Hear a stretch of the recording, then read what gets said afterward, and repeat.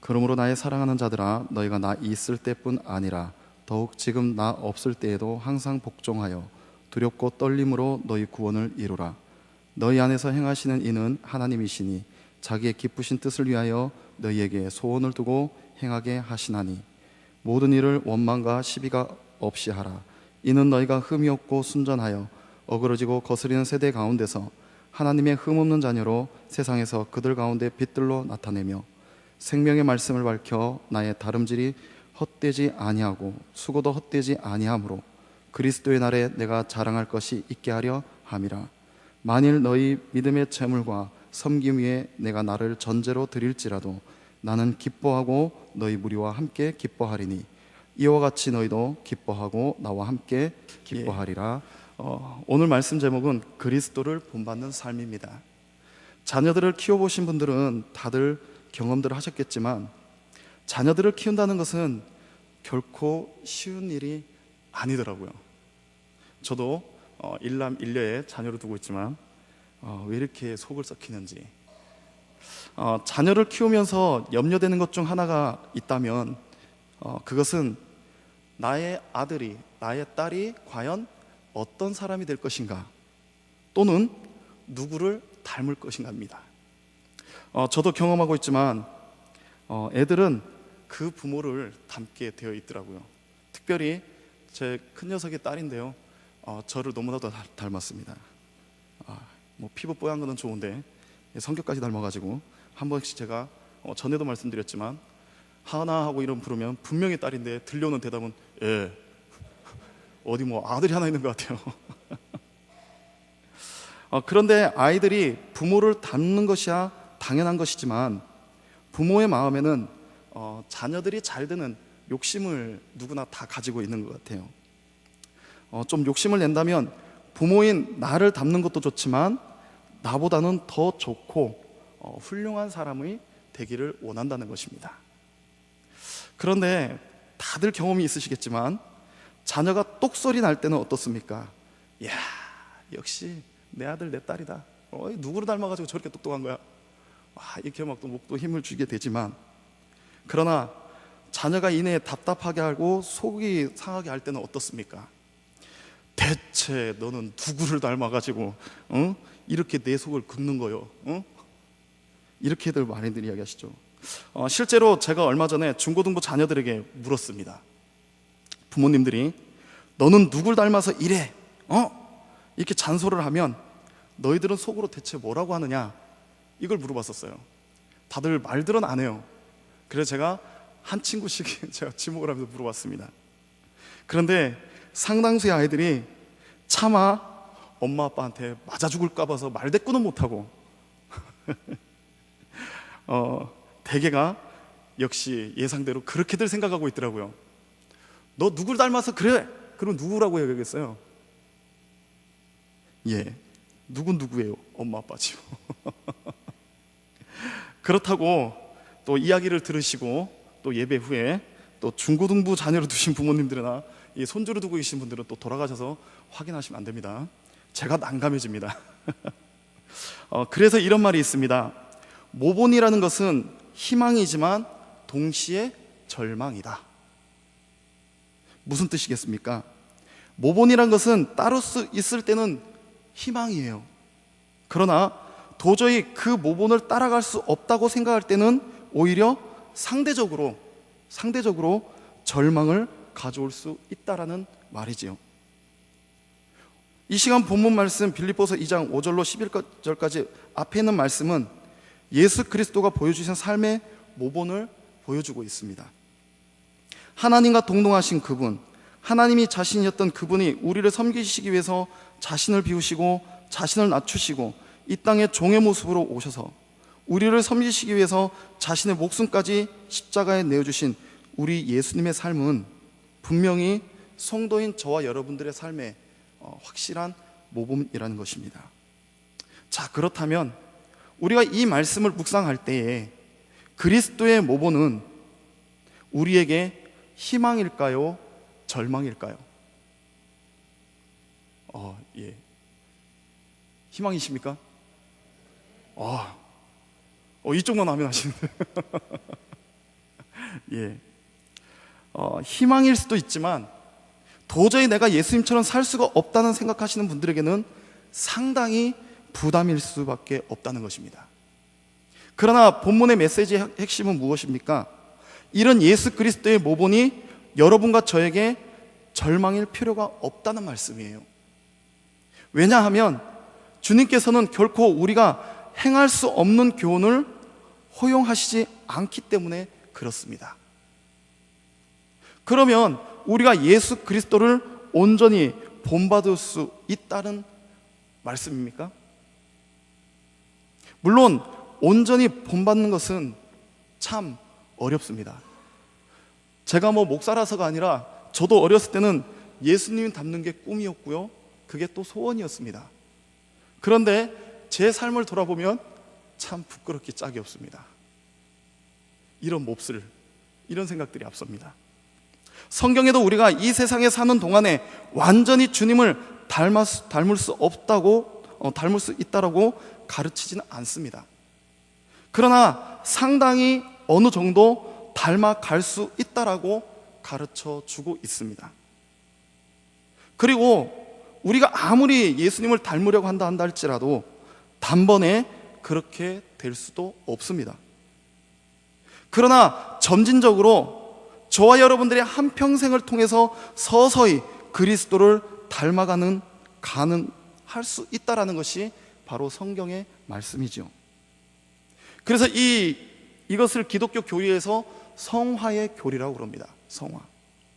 하나님께서 우리를 구원하시는 구원의 사역을 크게 세 가지로 나누어 본다면, 첫 번째, 믿음으로 의롭다 칭함을 받는 칭의의 단계, 두 번째, 거룩해져 간다고 하는 성화의 단계, 세 번째는 영화의 단계가 있습니다.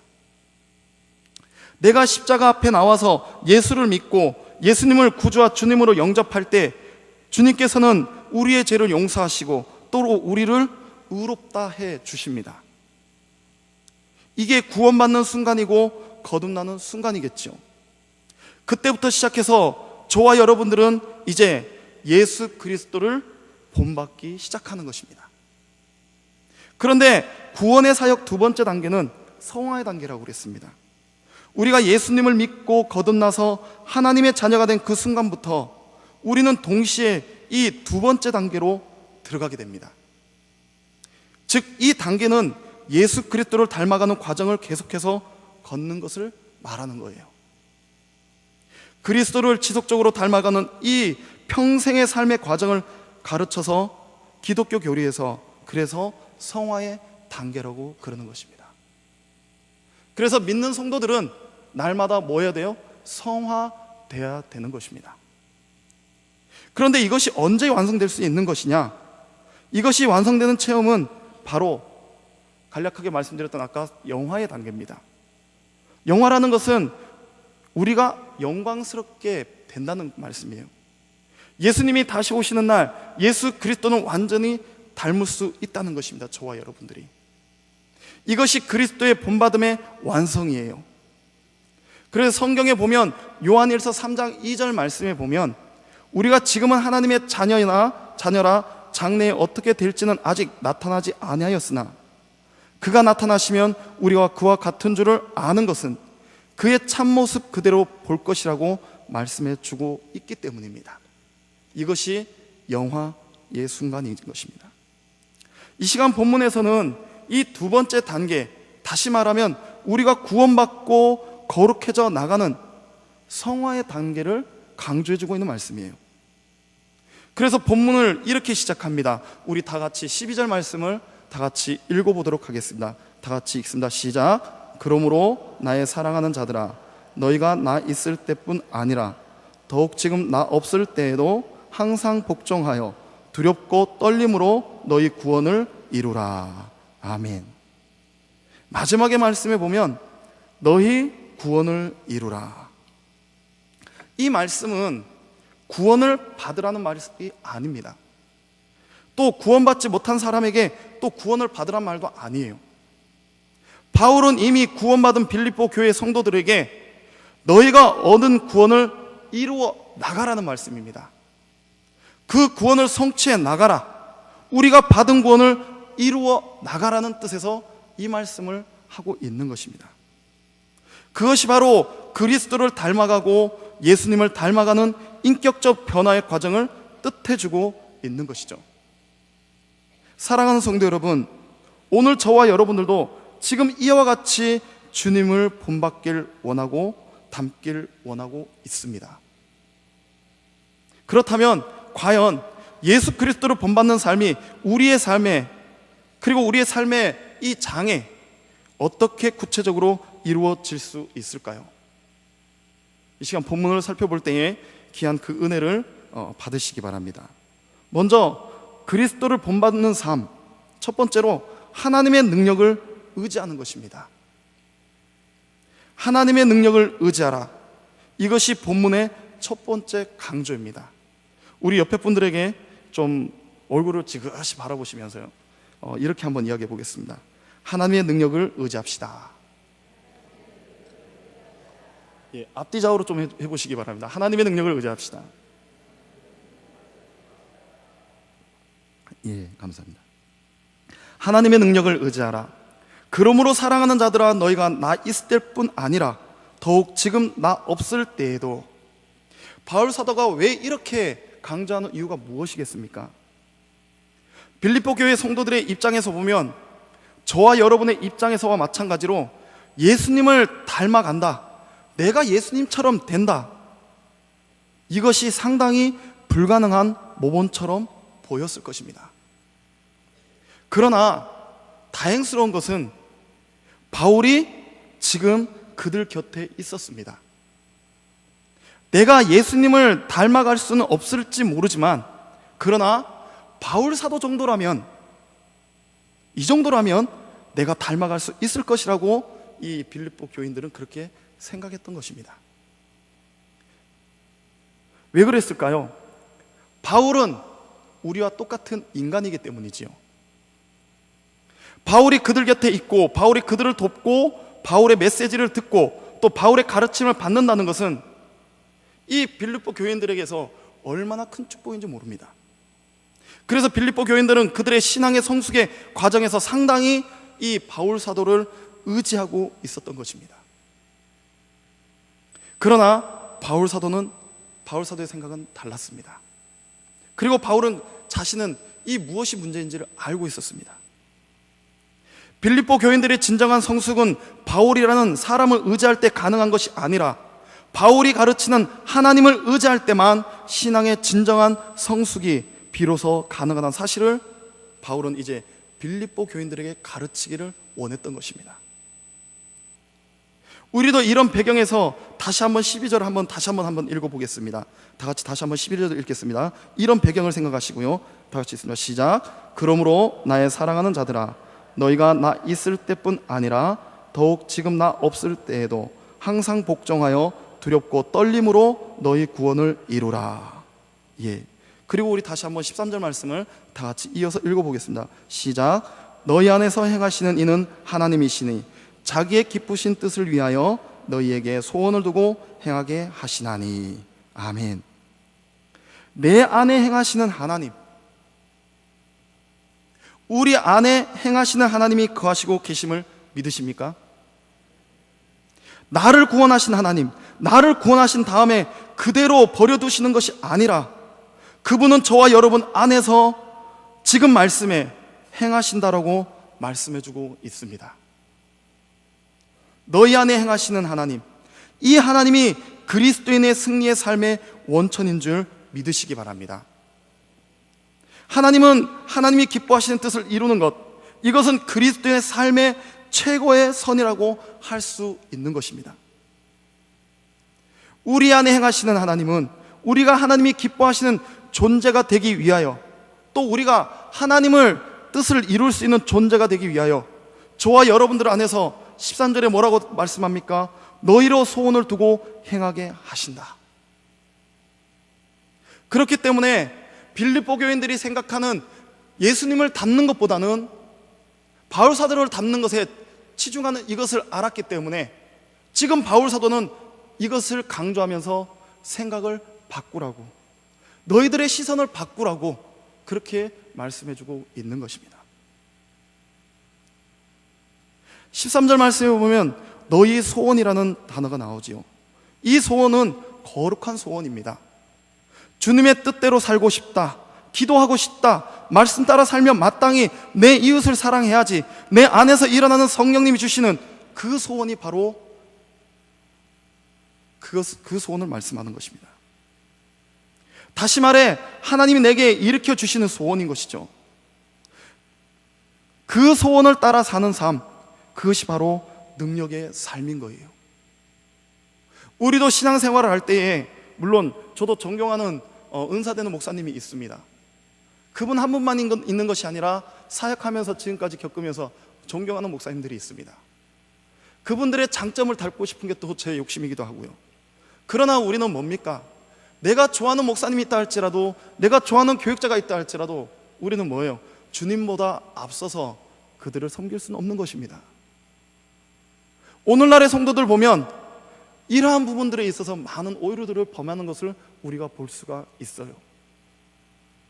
주님보다 앞서서 어떤 사람을 내가 섬기고 있다, 그를 더 따르기를 원하고 닮기를 원한다, 오해하지 마시고 들으시기 바랍니다. 신앙의 정도에서 본다면 그것은요, 자칫 우상처럼 여길 수 있다는 것입니다.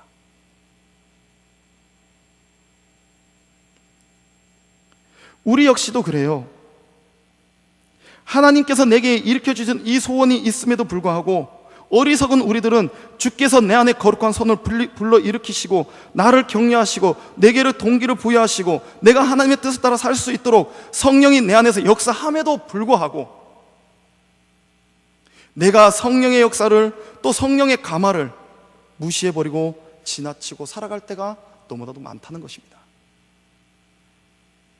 그럼 어떻게 우리 안에 일어나는 소원이 하나님의 소원인 것을 우리가 알 수 있을까요? 그 소원을 알 수 있기 위해서는 우리의 영혼이 먼저 하나님 앞에 잠잠해야 합니다. 영혼의 시끄러움이나 영혼의 소란스러울 때는 내 속에 들려오는 하나님의 음성을 들을 수가 없습니다. 실제로 지금 이 시간에 예배를 드리고 지금 말씀을 듣고 있는 성도님들 중에 아마 귀로는 말씀을 듣지만 마음속으로, 생각 속으로는 지금 딴 데 가 있는 분들이 분명히 있습니다. 물론 제가 볼 수 있는 건 아니고요. 분명히 있습니다. 내가 하나님 앞에 예배 드리러 나왔고, 내가 하나님 앞에 나의 모든 것을 드리러 나왔고, 또 하나님의 은혜의 말씀을 받으러 나왔는데 내 생각과 내 마음이 딴 데 가 있는 그럴 때가 더러 있지 않습니까? 이렇게 우리가 이 영혼의 이 시끄러움이 있을 때는 하나님의 음성을 들을 수가 없다라는 거예요. 모세가 이스라엘 백성들을 이끌고 홍해 앞바다에 왔을 때 뒤에서는 바로의 군대가 추격을 했지요. 앞에는 홍해바다의 파도가 넘실거리고 있고 꼼짝없이 죽었다고 생각해서 이스라엘 백성들은 저마다 아우성이었습니다. 그들은 모세를 향하여 원망하여 우리를 살려내라고 잡아 죽일 듯이 소리치고 있었습니다. 이때 모세는 하나님의 음성을 듣습니다. 그리고 그 백성들 앞에서 하나님의 말씀을 전합니다. 너희는 두려워하지 말고 가만히 서 있어라. 너희는 두려워하지 말고 잠잠히 서 있어라. 그리고 이후의 말씀이 무엇입니까? 여호와께서 오늘 너희를 위하여 행하시는 구원을 보라. 하나님께서 오늘 우리를 위해서 이루시는 그 놀라운 역사를 바라보라는 말씀이지요. 그러므로 오늘 우리도 잠잠할 줄 알아야 합니다. 그리고 내 안에서 들려오는 소리를 가만히 들어보아야 합니다. 내 마음속에서 일으켜주시는 이 소원의 음성, 곧 하나님의 음성입니다. 만약에 이 소리를 듣지 못하고 그냥 단순한 내 의지적인 결단으로 내가 좋은 일이라고 해서 그렇게 좋게 생각하고 또 내 인간의 힘으로 내 사람의 그런 의지에 근거해서 아우성을 치고 노력할 수는 있습니다. 또는 우리가 하는 것들이 좋은 일이라고 생각할지라도, 그것이 심지어 교회 안에 봉사를 한다 할지라도, 그것이 하나님의 능력을 의존하지 아니하고 주님의 뜻을 따라 행하지 않는 봉사가 될 때에는 그 봉사는 어떻습니까? 오래가지 못하고 그냥 포기할 수밖에 없는 것이죠. 또 좌절을 하게 되죠. 왜냐하면 육신의 노력에 근거한 봉사는 우리가 잘 알고 경험했듯이 오래 갈 수가 없기 때문입니다. 대부분의 우리들의 교회 봉사가 오래 가지 못하고 쉽게 좌절하는 원인은 바로 여기에 있습니다. 그것은 하나님의 능력, 바로 하나님의 음성을 의존하지 아니하고 행하는 사역이기 때문에 우리는 쉽게 포기하고 좌절할 수밖에 없다는 말씀입니다. 그러므로 성도 여러분, 우리는 잠잠할 수 있어야 됩니다. 그리고 주님께서 내 마음속에 무슨 음성을 들려주시고 있는가를 우리는 가만히 들어볼 수 있어야 됩니다. 그리고 능력 있는, 권능 있는 그분의 얼굴을 바라보시기 바랍니다.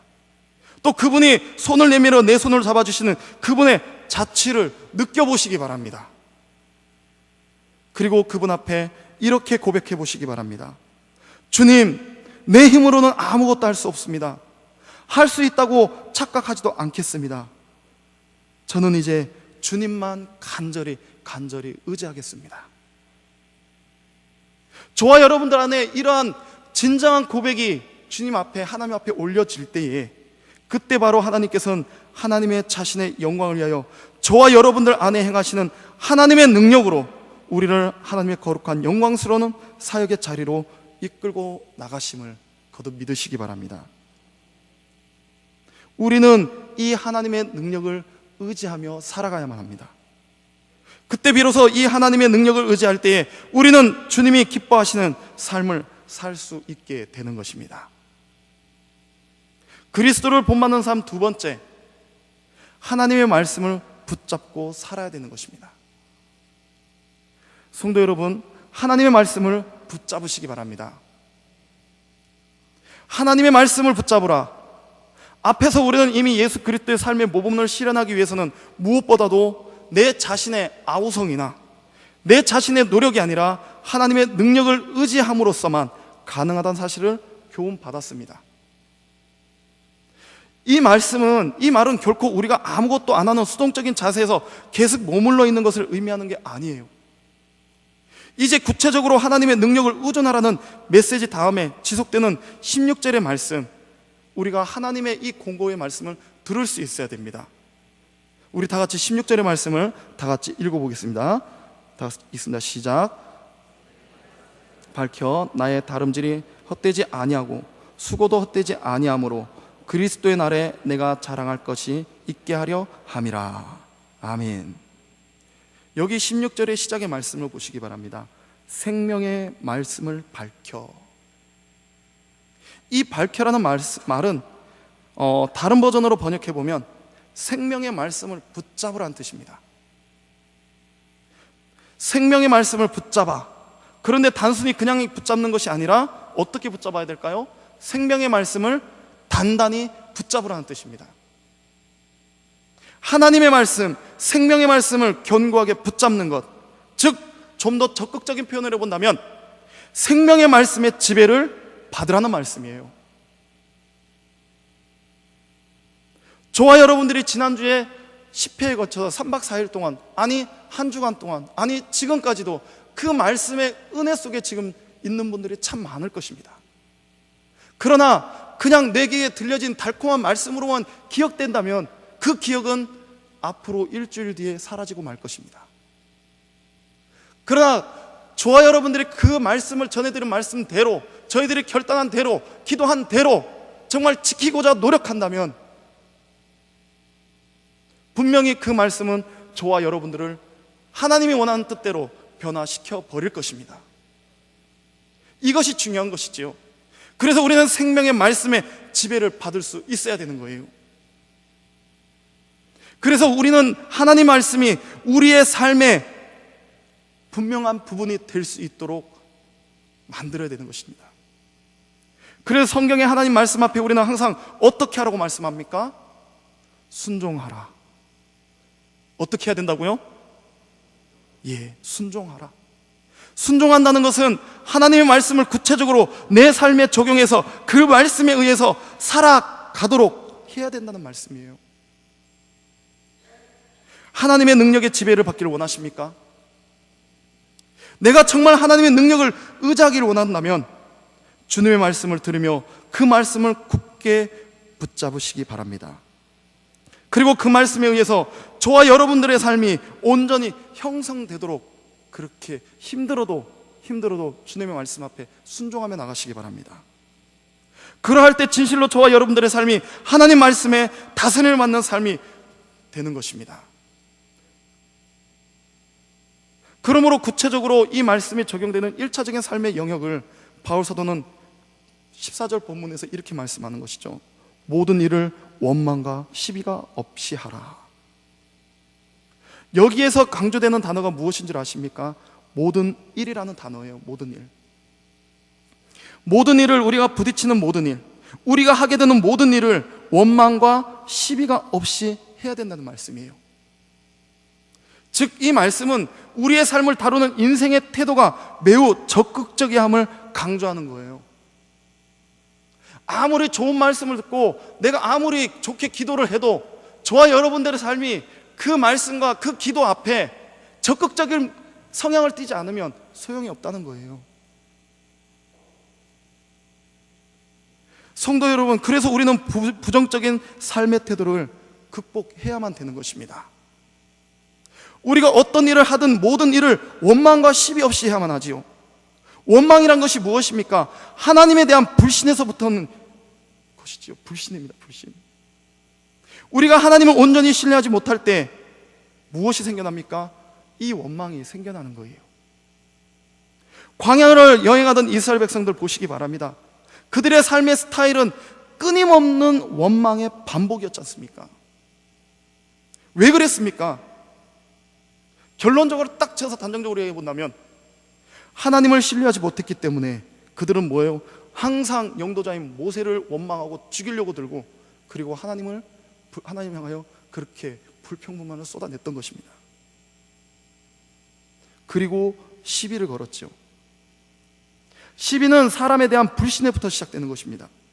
하나님께 대한 불신, 사람에 대한 불신, 그것이 원망과 시비를 불러일으킨다는 말씀입니다. 그리고 원망하고 시비하기 시작하면 하나님과 인간 사이의 관계는 어떻게 됩니까? 이제 뒤틀리기 시작합니다. 또 이렇게 뒤틀리기 시작하면 우리의 삶 속에 최초로 일어나는 것이 무엇인 줄 아십니까? 기쁨이 사라져버립니다. 그렇게 되면 그리스도의 삶이 전혀 이웃들에게 빛이 될 수가 없게 되어버리죠. 그래서 본문 15절에 이렇게 말씀합니다. 이는 너희가 흠이 없고 순전하여 어그러지고 거짓된 세대 가운데서 하나님의 흠없는 자녀로 세상에서 그들 가운데 빛들로 나타내며. 어그러지고 거스리는 세대, 어떤 세대입니까? 가치관이 왜곡된 오늘의 세대 속에서 여러분의 삶이 빛들로 나타내야 된다는 말씀이죠. 그렇다면 원망과 시비를 극복해야 되는 거예요. 우리가 정말 이 세대 속에서 빛들로 나타내기를 원한다면 우리 안에 이 원망과 시비를 깨뜨려 내버려야 됩니다. 떨쳐버려야 됩니다. 그리고 부정적인 삶의 스타일이 조금이라도 있다면 버려야 됩니다. 모든 일을 적극적으로 처리하는 것을 배우고 원망과 시비를 극복할 줄 아는 삶을 우리는 배워 나가야 되는 것이죠. 누구를 통해서요? 바로 우리 주 예수 그리스도를 통해서입니다. 생각해 보십시오. 흔히 부정적인 삶의 태도를 가지고 있는 사람들을 보면 어디 가서 무슨 일을 하든지 언제나 부정적이에요.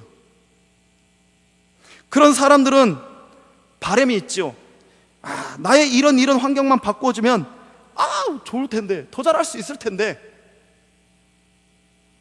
이렇게들 이야기하지만, 그러나 환경이 바뀌었다고 해서 부정적인 부분이 바뀔까요? 아닙니다.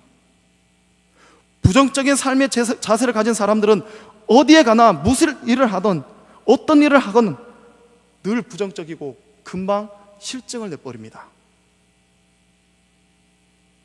그 이유는 무엇입니까? 구원을 받아도 우리 안에 죄성이 남아있기 때문에 끊임없이 우리로 하여금 하나님이 기뻐하시는 삶의 태도를 반역하는 삶을 살도록 우리 안에서 촉구하는 어두운 것들이 우리 안에 있기 때문에 그래요. 그래서 저와 여러분들은 항상 나 자신을 먼저 살펴야 되는 것입니다. 바울 사도가 본문의 메시지를 시작하면서 12절에 그러므로 나의 사랑하는 자들아 너희가 나 있을 때뿐 아니라 더욱 지금 나 없을 때에도 항상 복종하여 두렵고 떨림으로 너희 구원을 이루라 그랬습니다.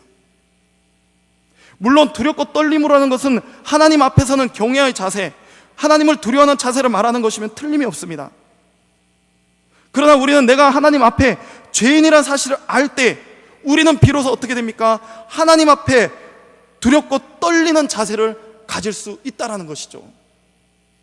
나를 비로소 낮출 수 있다는 것입니다.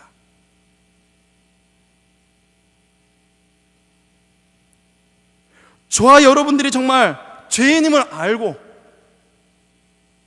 정말 하나님의 은혜를 깊이 묵상하고 그게 귀한 자를 안다면 우리는 우리 자신의 위치를 분명히 하나님 앞에 분명히 취해야 될 것입니다.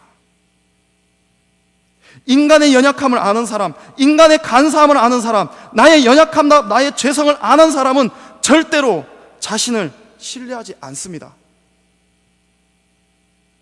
나의 연약함을 안다면 너무나 쉽게 이웃을 향한 비판적인 자세를, 또 하나님을 원망하는 자세를 갖고 삶을 망치기 쉬운 내 연약함을 안다면 우리는 항상 두렵고 떨림으로 하나님 앞에 설 수 있는 것입니다. 그리고 바울처럼 우리도 이런 결단의 고백을 할 수 있는 것이죠. 나는 내 생각을 바로잡아 그리스도에게 복종시킨다.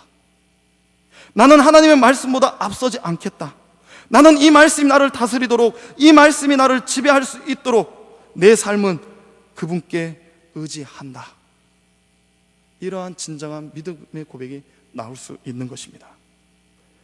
성도 여러분, 어떻게 주님이 기뻐하시는 삶, 그리고 주님을 본받는 삶을 살 수 있겠습니까? 그것은 항상 자기의 연약성을 깨닫고 주님 앞에 엎드리는 사람, 생명의 말씀, 나를 살리는 하나님 말씀을 붙잡고 이 말씀의 다스림을 구하는 사람만이 주님이 기뻐하는 삶, 주님의 본받는 삶을 살 수가 있음을 믿으시기 바랍니다. 세 번째로 그리스도를 본받는 삶, 하나님의 사람들을 섬겨야 됩니다. 다 같이 옆에 있는 성도님들을 보시면서 이렇게 한번 따라해 보시기 바랍니다. 당신은 하나님의 사람입니다. 한 번 더 따라해 볼까요? 또 옆에 분도 보시면서요. 제가 설교를 할 때 보면 굉장히 저도 하다 보면 집중하다가 이 얼굴이 굳어지는데요. 제가 설교할 때 좀 여유를 갖고자 하는 바람이 있다면 웃으면서 설교해 보는 것입니다. 근데 긴장을 하다 보니까 그게 안 되는데요. 우리 성도님 좀 웃으시면서 옆에 분을 다시 한번, 우리는 하나님의 사람입니다. 예, 감사합니다. 한 번 더 따라해 보시겠습니다. 마지막입니다. 하나님의 사람을 잘 섬기겠습니다. 제가 어떤 대상을 놓고 지금 이야기하는 게 아니에요. 혹여라도 오해하지 마시기 바랍니다. 우리는 하나님 앞에 다 같은 성도입니다. 하나님의 사람이죠. 그걸 두고 이야기하는 거예요. 성도 여러분, 하나님의 사람들을 잘 섬기시기 바랍니다. 그가 누가 됐든 간에 잘 섬기시기 바랍니다. 주를 본받는 삶, 이것은 부정적 삶의 태도를 극복하는 것이라고 말씀드렸습니다. 모든 일에 원망과 시비가 없이 하라. 그러나 그것만 가지고는 부족합니다. 더 적극적으로 추구해야 할 삶이 있습니다. 그것은 하나님이 내게 주신 모든 이들을 적극적으로 섬기려는 애쓰는 삶입니다. 내가 이웃과 시비하지 않겠다. 내가 이웃과 다투지 않겠다. 내가 하나님을 원망하지 않겠다.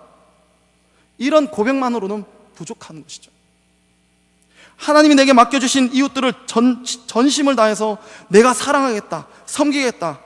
정말 이러한 실천이 있을 때에 비로소 저와 여러분들은 바로 우리 주 예수 그리스도를 닮아 나갈 수 있는 것입니다. 이것이 바로 우리 주님 그리스도의 삶이었지 않습니까?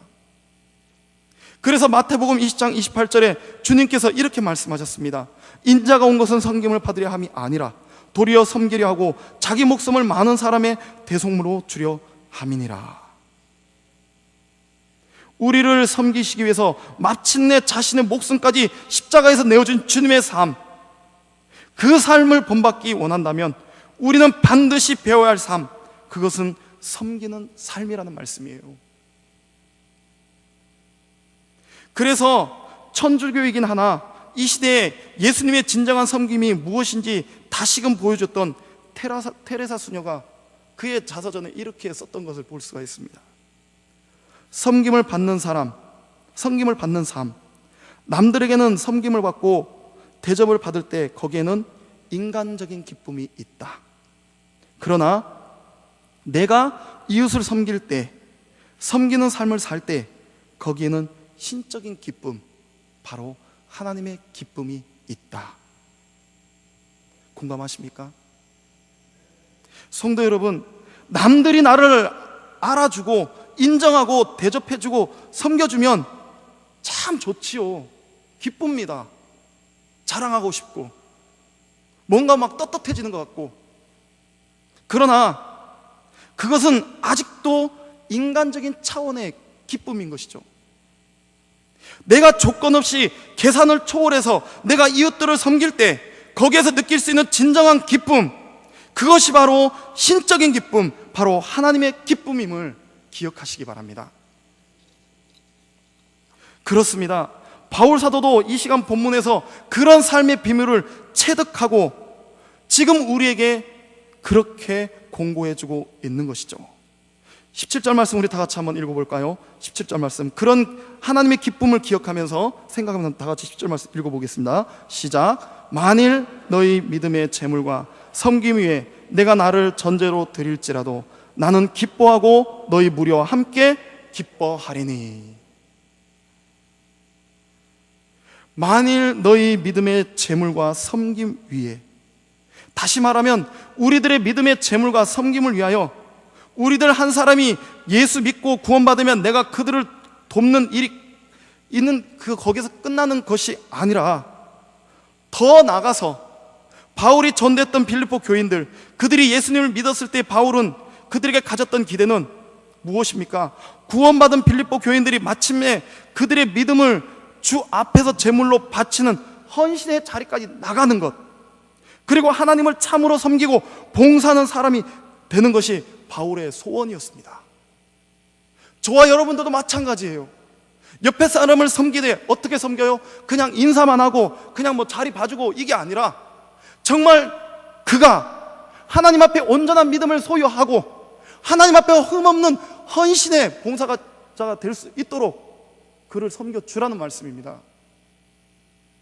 이것이 진정한 섬김인 것이죠. 예수 믿고 구원받는 사람마다 내가 하나님의 자녀가 되었다, 내가 천국에 갈 수 있다, 여기서 끝나는 것이 아니에요. 우리는 그러잖아요. 전도해가지고 딱 교회에다가 딱 발들여 놓으면 한 몇 주는, 뭐 한 달 정도는 그냥 관심 가졌다가 좀 지나면 어때요? 새가족 위원들한테 딱 넘겨버린다든지 아니면 교육자들한테 딱 넘겨버리면 전혀 관심들이 없습니다. 제가 두 개 교회 사역하면서 새가족 담당을 했었는데요, 정말 안타까운 건요, 새가족이 들어와도 그때 인사할 때는 새가족이나 해요. 일주일, 한 2주 지나잖아요, 3주 지나잖아요, 저 사람이 누군지 도통 기억을 못해요, 성도님들이. 그래서 예를 들어서 교회 어떤 일을 할 때 새가족의 일을 하려고 그래요. 그러면은 어떤 줄 아십니까? 우리 교회도 그런 게 있어요. 보이지 않는 기득권. 엄마, 저 사람이 누구디야? 언제 저 양반은 우리 교회부터 나왔지? 일단은 경계심을 가집니다. 우리 교회의 모순에 대해서, 잘못된 부분들에 대해서 여러분들 누가 잘한다고 생각하십니까? 저와 여러분들보다는요, 새가족들이 더 잘합니다. 이 교회가 정말 은혜가 넘치는지, 정말 뜨거운지, 정말 찬양의 기쁨이 있는지, 말씀의 은혜가 있는지, 교제의 기쁨이 있는지 새가족들이 더 잘 알아요. 그래서 교회들마다 가지고 있는 뭐를 깨뜨려야 돼요? 고정관념과 이 기득권을 깨뜨릴 줄 알아야 됩니다. 우리도 정말 섬김의 자세를 섬기려고 한다면, 이러한 부분을 생각하지 않는다면, 단순히 그냥 왔으니까 섬겨주는 그 자체로만 끝난다면요, 오늘 말씀하고 있는 이 그리스도를 본받는 삶은 우리는 다시금 또 물 건너 가는 것입니다.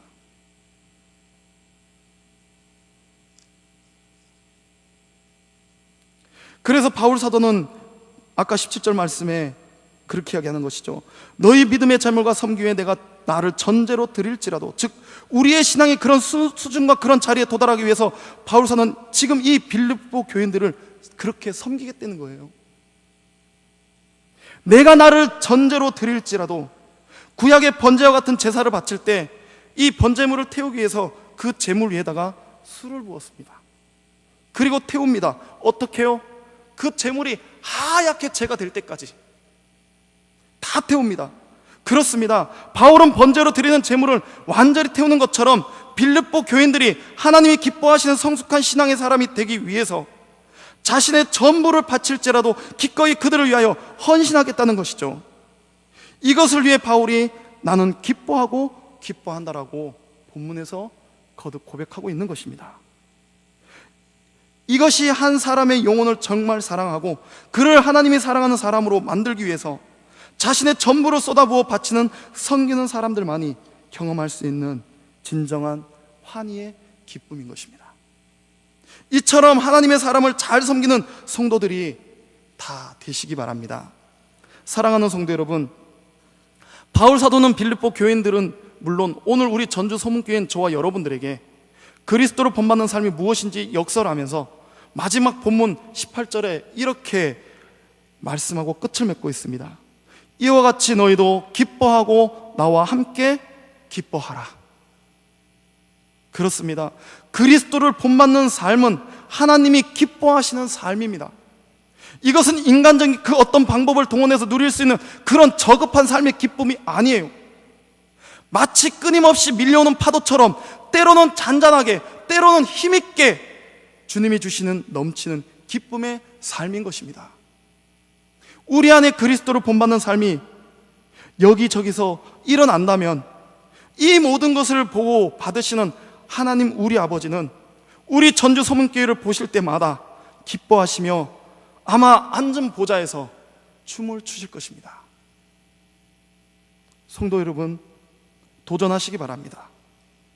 내가 담고 싶은 부분만 담는 것이 아니라, 내가 좋아하는 것만 좋아하는 것이 아니라, 내가 섬기는 부분만큼만 딱 그만큼만 섬기고 돌아서는 것이 아니라, 이 교회 안에서, 우리 안에서 조금 더 섬김이 필요한 곳이 없는지, 또 그러한 도움을 필요로 하는 성도는 없는지 잘 살피셔서 하나님이 기뻐하시는 기쁨을 위해서, 또 주님께서 기뻐하시는 삶이 위해서 내 안에 거룩한 소원을 두고 나로 하여금 이러한 삶을 살도록 촉구하시는 주님의 공고하심이 이 시간 우리들 마음속에 나를 움직이고 계심을 믿으시고요, 하나님 앞에 여러분 전부를 다 내려놓고 또 그분이 저와 여러분들을 움직이시는 대로 그대로 여러분들을 다 내려놓으시기 바랍니다. 내 삶이, 내 전부가 주님이 주시는 주님의 기쁨이 되기 위해서, 그리고 주님이 주신 그 지구한 기쁨으로 내 영혼이 그리스도의 기쁨으로 채워지는 삶을 살기 위해서 내가 무엇을 할 수 있다라는 오만함과 허점투성인 자기 자존심들을 포기하시고요, 주님의 능력의 앞에, 또 말씀 앞에 섬기 위해 겸손히 엎드리셔서 그리스도를 본받는 삶의 최고의 가치를 두시면서 살아가는 하나님께 기쁨이 되는 성도님들이 되시길 주님의 이름으로 축원합니다.